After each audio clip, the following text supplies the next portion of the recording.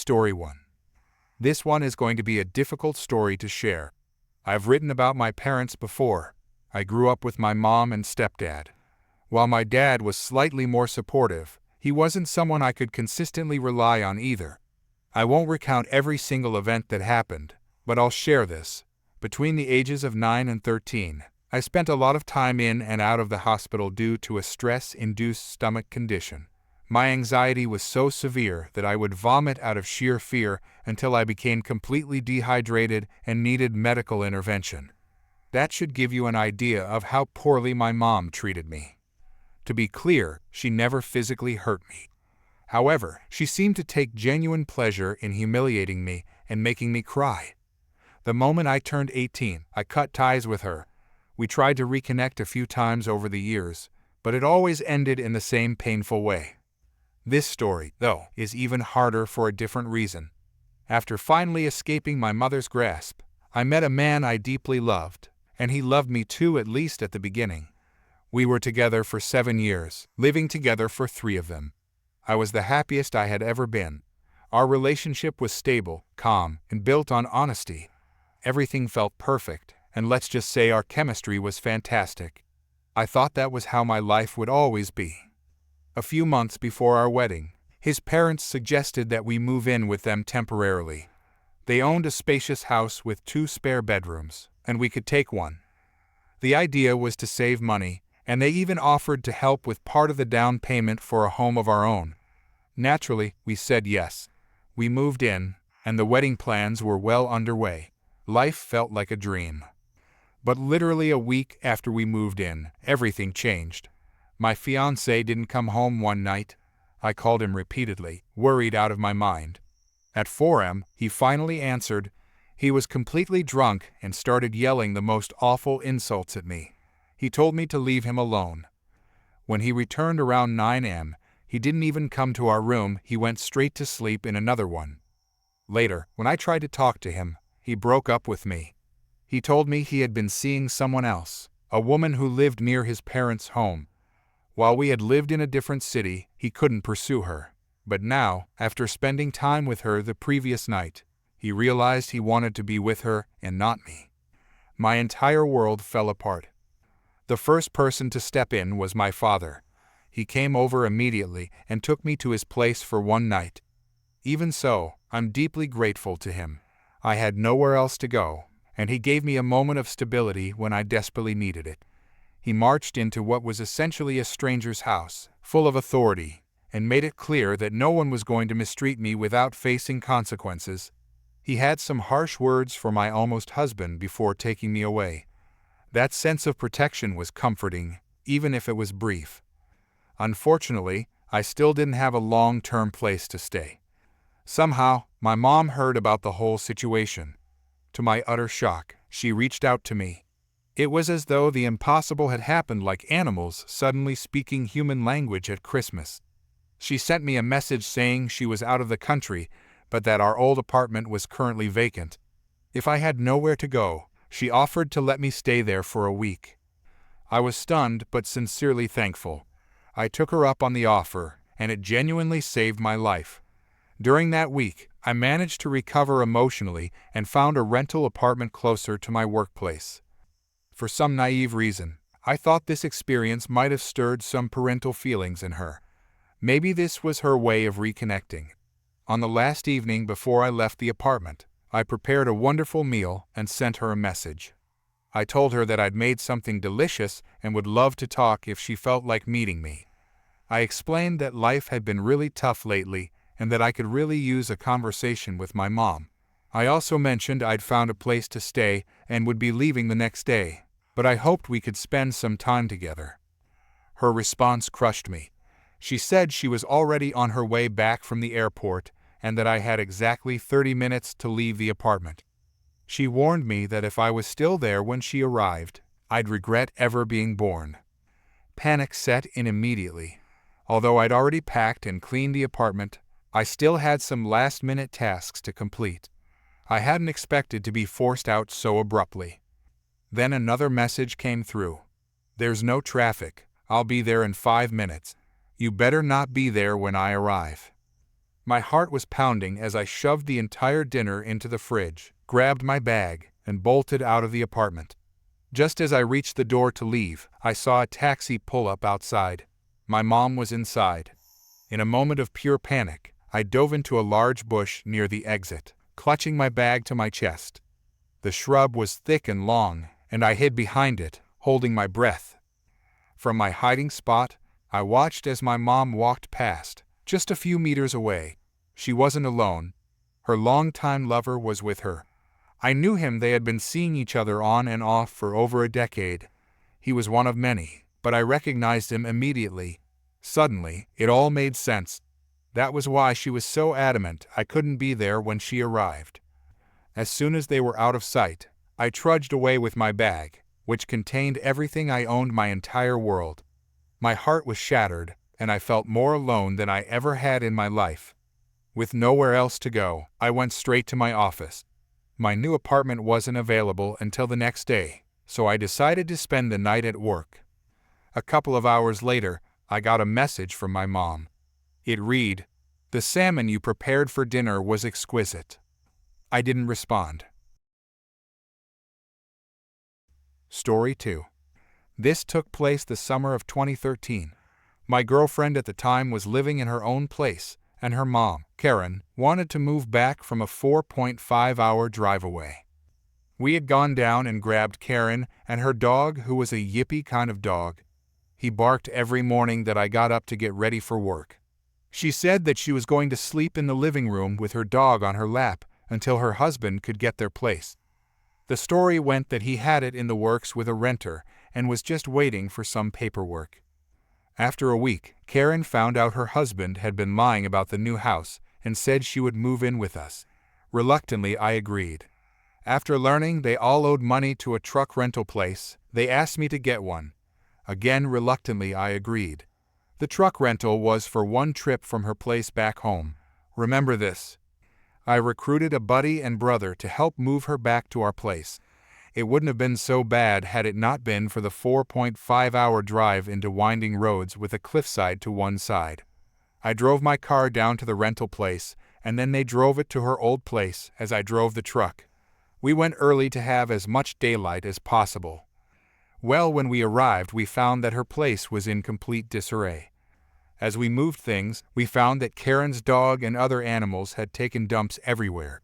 We found boxes that were filled with crap, literal boxes of poop, that she for some reason wanted to keep. After working for 4 hours, we needed to take a break. Mind you, only I was the professional mover, as I had 2 years of furniture delivery at the time. Karen complained the entire time that we were resting, that we weren't moving fast enough. After we finally packed the truck as much as we could, I found that my car's battery had drained due to someone leaving the lights on. At that point, it was too late to get battery jump cables from anywhere, and the closest Walmart was an hour drive in the opposite direction that we had to go. So I had to call off work for the next day for that. On top of that, we left around 3 or 4 a.m. We had to put my brother and buddy in the back of the truck for the excruciating drive back, since there was no way I was leaving them alone for essentially a whole day by themselves in a highly wooded area in a house filled with literal crap with nothing to sleep on. About 15-20 minutes left in the trip, we had to stop to get gas, and after the refuel, the battery on the truck had died. Called the company for them to come jump it.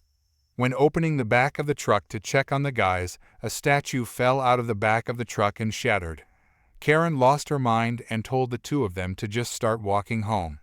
They didn't even care and started their walk back. Luckily, my dad was able to come get them since it wasn't that far away.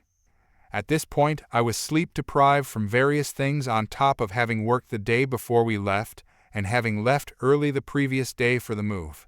Exhausted and frustrated, I just wanted to sleep when I got home before unloading the truck. Upon returning home, I got a whole hour in before Karen demanded we start to unpack the truck. After hours of demands, I had enough and left and walked to my dad's. My girlfriend and Karen both tried calling me for hours, but I had my phone off. When they finally got a hold of me, I told them that we could go grab my car and come back home, but Karen said she needed to get more stuff. The truck rental company only had us with one trip from her town to ours, but we added enough miles to add $300 plus to the order. My friend and brother were out. I wasn't going to ask them to do anything after experiencing that. Instead, Karen's nephew hopped on to help. We went down, grabbed more stuff, and Karen said she needed to get back to do a pool tournament. We jumped in my car, she drove it back, and a few hours later we left too. All this with me having had about 3 hours total sleep in the last 3 or 4 days. My girlfriend didn't drive and decided to sleep while we drove back. Nephew helped keep me awake so we didn't go off the cliffside. After countless hours I was fed up, emptied the truck, and took it to our town's rental place. My girlfriend and I had fought more than usual that night, and I said that I needed to go on a walk to cool off because I didn't want to break anything. My girlfriend said that if I left she was going to lock the door. I didn't care, I just needed to get my head clear. She did lock the door, and I realized she had my car keys. I threatened to call the cops. She didn't believe me. So, I called the cops. When they showed up, she claimed that the car was hers.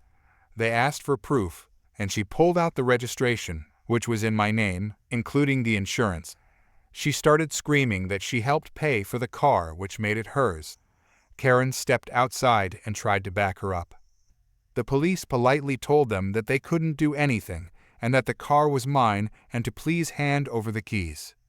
The cops left, and after a few threatening words from Karen and my girlfriend, I left and never looked back. Now I'm married to someone who has stable parents and an unconditional love for me, and we are about to move into our own house after years of building each other. The packing and moving reminded me of this effed up time of my life, and I figured here would be a great place for me to tell the story. Story 3. Hey there, I posted recently about an issue between another incident between myself and entitled parents, and while discussing it with a buddy earlier, I realized I had another story to share. So to explain, I was given for my birthday a Wrangler brand jean jacket, and upon getting this jacket, I took it upon myself to start hand sewing patches onto the jacket that I was gifted or had collected myself. This included a few video game patches, firearms company patches, Ruger, Remington, Federal, etc., and quite a few racing patches. I enjoy racing cars and have a number of patches for brands I support or I purchase parts from, including Summit, Turbo Blue, Holley, etc. Now this jacket in the condition it's in now is not cheap. To actually recreate, it is probably a good couple $100 because a number of the patches are older, rare and hard to get your hands on anymore. So obviously, I wear this jacket everywhere and make sure all of the patches are tightly stitched to the fabric to prevent theft, loss, etc. I will use a seam ripper to remove Velcro from removable patches just so I can sew them right to the jacket. So as usual, I slipped my jacket on and went out to get lunch after class. I wear my jacket everywhere and just about every day on campus, and especially when I race. It even has my handle Smokey stitched into it, as this is what the people I race with call me. So parking my daily in the McDonald's parking lot, I hopped out, locked my truck and pocketed my keys. Entering the building, I noticed a few families but didn't pay them any mind. I just walked to the counter, waited for the mother and her daughter who couldn't have been any older than 16 or so to finish their order. When they were done, I requested 2 cheeseburgers and a Coke for there at the restaurant. As I was getting my drink, the mother walked up to me and started asking me about the patches. I'm used to this as a number are local brands, and those that aren't people question why I wear them, and I proudly explain my reasoning. This is how this conversation went. Entitled Mother, you have such a lovely jacket. Could you please tell me what racing fuel patch is for? Me, of course. It's a racing fuel I use for my car. I'm a small-time racer here locally, and I support their brand for making a wonderful product. Entitled Brat, you can't be a racer, you're too fat. To put it bluntly, I'm not the thinnest person in the world. I'm very broadly built, and I carry a bit of a gut I'm not entirely proud of. Me, anyone can be anything if they put their mind to it. I smiled at this young woman, and this seemed to end the brief conversation, so I walked to the counter and collected my food and sat down to eat. I figured this would be the end of this conversation and encounter. I wish I learned from reading this subreddit. As I was finishing up my second sandwich and started to throw my trash away, I felt something pull on my jacket.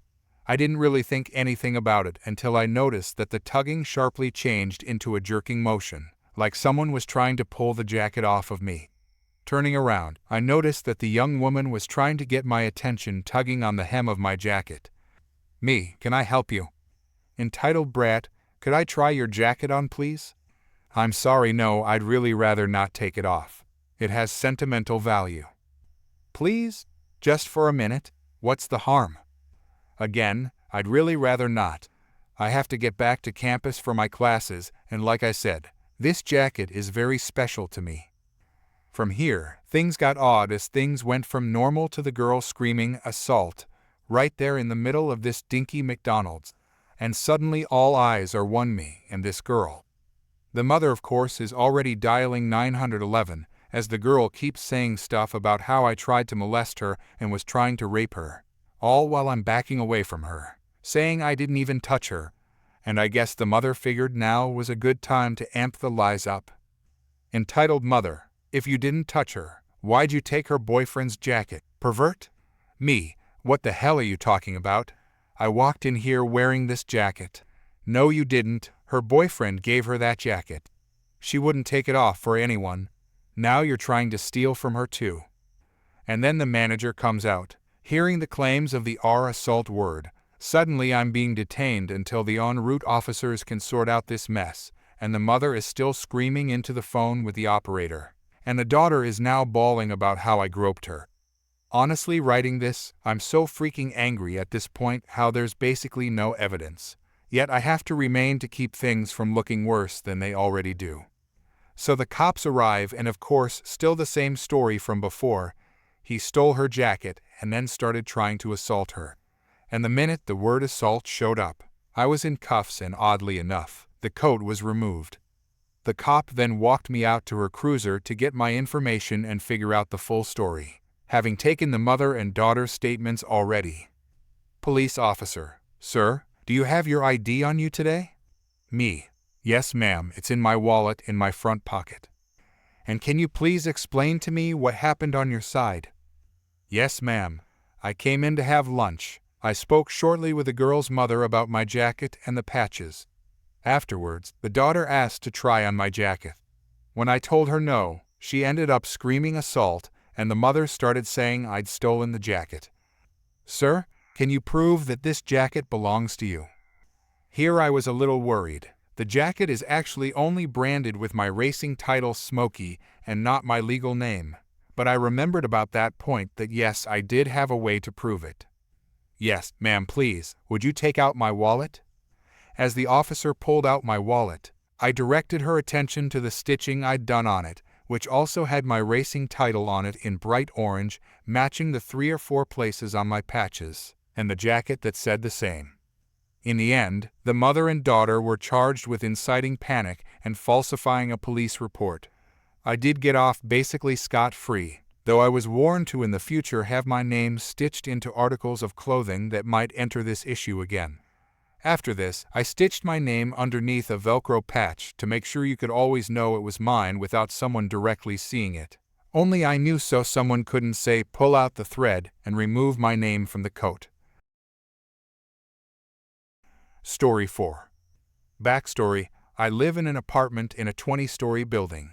The balcony is huge, and there is an empty space in between. The kids usually play cricket, sport like baseball, facing my balcony side, as there is a box space there. The ball often gets stuck there, and I get kids coming to retrieve it. Although it is very annoying, neighbors are supposed to act unusually friendly to each other here, and if you tell them to leave, even if they come abruptly without invitation to your house and you haven't even seen them before, you are said to be a jerk. In this situation, I politely explain to the kids that it is impossible for me to reach there, and they will have to get a new ball. They usually understand and we part ways, but as you can expect, I encountered an entitled parent today. As I am writing this post, she was obese and in her 40s, with short hair dyed blonde. She was wearing black glasses. I know what y'all are thinking. The definition of a Karen. So I am a 16-year-old male and was in my Japanese online class today when I heard the bell. I went to answer it and saw a woman I did not recognize. I opened the door thinking she needed help with something, and that was my first mistake.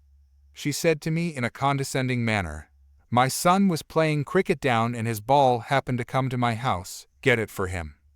I was immediately put off and did not want to entertain her, but still kept my patience and told her that this happens quite often and the ball lands in the empty space, which is dangerous to crawl into, and hence the ball cannot be retrieved. She says, "You are the reason my son is so sad. Do you really want him to be this way? What kind of a heartless human does this?"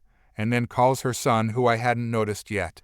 He was really embarrassed and hiding in the corner, and looked like he wanted to die to get out of this situation. I immediately knew what kind of controlling parent she was and how terrified he must be of her. She probably kept count of the cricket balls he has, and whenever he comes back with one less, this is what goes down. I felt bad for him. She then told him to enter my house and get the ball from the space. Everyone's house has this just below theirs, so she knew how dangerous that would be. I could also see how reluctant the kid was at moving and really did not want to go. When she yelled at him again, he had no choice. This is when I had to interfere and tell her that this is my house, and if she puts a foot in, I will break it and call the cops. She then called me a rude neighbor and that she had bought the ball. She said she would sue me for theft for the same reason. I scoffed. She then tried to shove me. I didn't move. This is when I lost it and pushed her with enough force for her to topple, but not get injured. This is when she ran away crying and pulling her son, who was trying to hold back a laugh, saying that it was not over and she is going to call her husband and then the cops to deal with me. Never saw her again. I might have been wrong in pushing her back considering her shove did no damage to me, but she was literally trying to get into my house. Story 5. Background: I rent a small office space that is connected to a much larger consignment and antique store. My business has no relationship with the larger store and has its own entrance from the front sidewalk. Due to the size of the space, I do not have my own break room or restroom, and I use the store's employee area. At the rear of my space, there is a door that opens into the hallway leading to the employee area. This hallway is visible from the front desk checkout counter, and thus our story starts. This "I don't work here" lady happened last Tuesday. It was lunchtime, and I opened the rear hallway door and was headed to the employee break room when I heard a woman ranting at the sales associate at the front desk. Cast: me, store manager, sales associate, and Crazy Karen. Crazy Karen: I demand to speak with the manager now. Sales associate: my manager is out at lunch right now and will be back in a few minutes. She then saw me in the hallway and pointed at me. You, I need you over here now. Me: I'm sorry, I don't work here. I rent the space next door. Nonsense.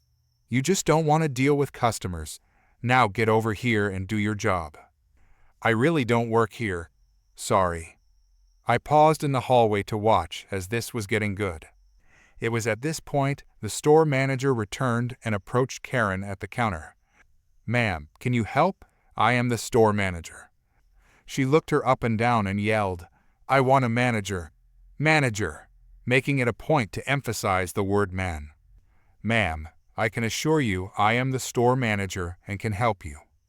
"Lies. I see your manager over there," pointing at me, "and I want him. I want a manager. I want a manager." "Ma'am, I am the store manager and the only one who can help you. If you continue to raise a disturbance, I will insist you leave." At this point, Karen threw her hands up in the air and walked around the counter and proceeded towards me in the hallway. "You are a man and must be the manager, and I demand you help me. I have already told you that I don't work here and I rent the space next door. I am just back here to use the break room as I don't have one in my office space." "Lies. Nonsense. Why the hell are you wearing a suit then? Why? If you are not the manager, then why are you dressed as one? Why?" "I am done with you. The real manager has offered to help you, and you are too dense to listen. Listen to my words carefully. I don't work here." This just set Karen off more, and she proceeded to scream more obscenities and ranted, as she stormed out about how she was going to tell everyone she knew to never shop at this store. After she was gone, I asked the sales associate what this was all about. Apparently, the woman was interested in a dining room table that only had 6 matching chairs and she needed 8. The table was on consignment and the sales associate was explaining that they did not have any more nor could they order them, as they don't know who the manufacturer was, or even if the manufacturer was still in business. She had the names of a couple local carpenters who could make similar chairs, but they would likely not match 100%. This apparently was not an acceptable answer. Story 6. So I live in a relatively new suburban neighborhood with a homeowners association that has been slowly getting more annoying. My father, a paranoid, vengeful, Republican retired civil engineer, is the main disperser of the revenge. Here's a list of their earlier offenses. About 5 years ago, they sent us a notice to move our garbage bins out of the street, and that if they were left outside of the backyard after garbage day for too long again, they would fine us. Our garbage bins were not in the street. We were also very good about putting our garbage bins away promptly after they sent us a warning. After we left them out during a week-long vacation, they somehow mixed up our house with our neighbors. My dad spray painted our lot number on the bins so this wouldn't happen again. The rest of the neighborhood slowly followed suit. From what I hear, the security guard the homeowners association hired is also paid to look for infractions on each lot, but apparently is not paid enough to get the lot numbers right, so this happened several times. The light on our address number hasn't worked since the house was built. We bought immediately after it was finished, because the construction job was rather shoddy. 6 years later, somebody from the homeowners association finally noticed and told us we had to pay to fix it, even though it was due to an electrical fault on the part of the builders. They also demanded a picture to prove we fixed it. My father opened the box where the light was, put a glow stick in, and took a picture at night, and sent it in, the address light seemingly fixed. They bought it. They tried to force all members of the neighborhood into this poorly designed social network for our neighborhood. Nobody liked it, and the network was barely used even by the homeowners association. Not announcing homeowners association meetings, except a day or two before the meeting by posting the times on a dilapidated board at the park at the center of the neighborhood. The paper often falls off and blows away, so the meetings were not often attended by anybody until recently because of the big offense that follows. Here's the big one that set my dad off. There is apparently a clause in the homeowners association guidelines that every so often, we must have the house repainted. The first time to do this came up last year. There was a lot of trash bureaucracy involved, like having to submit a request to do the mandated painting. And then the whole neighborhood was mandated to use these expensive, not particularly good paints that couldn't be bought anywhere nearby, except from a posh overpriced supplier some 100 miles away. My father, being a cheapskate, said screw that, and got a small-time guy, real friendly, to do the job on the cheap and use paints that were one tone off, but were more durable and cheaper, because they could be bought in bulk from the big store down the street. He does a great job in just 2 hot summer days, doing all the work with just him and, I believe, 2 others, all on the cheap. A few months later, when everybody else was repainting their houses, we got a notice that our house is not painted according to code and submitted a new request to repaint our house or face penalties. My dad was steaming, because he was pretty sure the only reason they required us to use those colors was because the paint company was paying them to, and the house looked great. He endured months of poorly managed bureaucracy.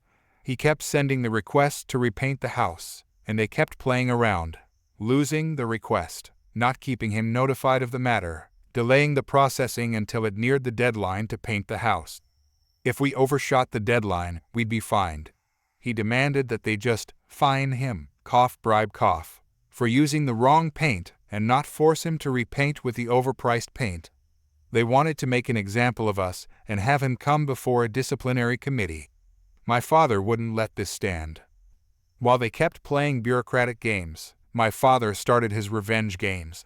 He got somebody in the homeowners association to tell him where the offices of their management was, and went there to demand to speak with them to complain and ask for information on the proceedings. Because it was so far out of the way and hard to figure out where it was, and he made such a fuss, they panicked. He went again a week later, and they had beefed up security and denied him entry unless he had an appointment.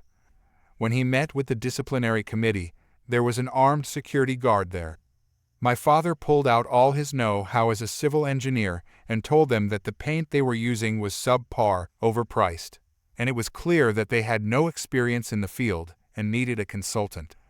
They politely declined his services and tried to get him to pin all the blame on the painter, which he refused to do as he authorized the painter to cheap out on the paint.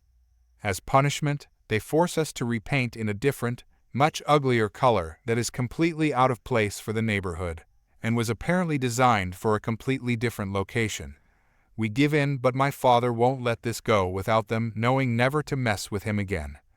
He starts calling and emailing them regularly to demand to know when the next homeowners association meeting is, and berate them for not properly notifying the neighborhood by email, even regular mail or newsletters. Pretty sure this is a violation of their regulations, but they might be just barely fulfilling them with the not posting the day before meetings mentioned earlier. He then starts attending every meeting and recording them. I joined him and pretended to be unrelated to make it appear that more people were upset with them. Turns out, they'd been pissing off people all over the neighborhood, including refusing to let a family dispose of a diseased tree ruining their lot. I don't recall all the details, but I think the tree wasn't actually on their property, but rather an empty lot or a condemned lot next door, but it was damaging their garden and property. Doing nothing to deal with a hornet nest on a block set of mailboxes. The mailboxes are all set up in one conjoined block of boxes. That was causing the mail person to refuse to deliver the mail there, causing people to miss bills and important mail. Forcing at least 2 other houses who did the same as us to repaint in these nonsense colors. My dad met with these people and gathered their contact info. We had planned to organize with other angry neighbors to stage a coup once elections came around. After the first meeting, my father took the information he'd gathered on the people in charge of the homeowners association, took to the internet, and found much more. The second meeting he goes to, he shows with name placards for all of them, so the neighborhood could know not only their names and positions, they couldn't be bothered to do this themselves, but also their addresses and phone numbers, letting them know he knows who they are and where they live. This on top of his harassment by email and phone and at their office, to the point they had hired security guards to protect them from an angry old gun-owning man. Must have been too much for this group of 30-something soccer moms. The next meeting, there's new homeowners association people. The president, vice president, and half the board have resigned. Turns out, they were all a clique that used the homeowners association as more of a social club than a serious thing. My father is satisfied, and the new board starts taking action to actually help people in the neighborhood.